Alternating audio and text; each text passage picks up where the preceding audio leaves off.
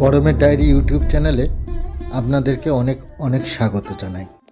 আজকের গল্প, পিঁপড়ে কেন চুরি করে।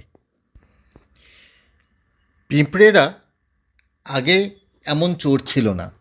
প্রথম দিকটায় তারা মানুষের মতোই ব্যবহার করত, মানুষের মতোই চাষবাস করত এবং সৎ জীবনযাপন করত।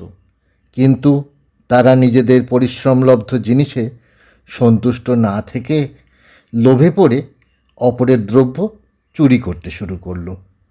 দেবতা জিউস তাদের এই মতিগতি দেখে তাদেরকে আমরা এখন যে ছোট ছোট পিঁপড়ে দেখি সেই কীটে পরিণত করলেন।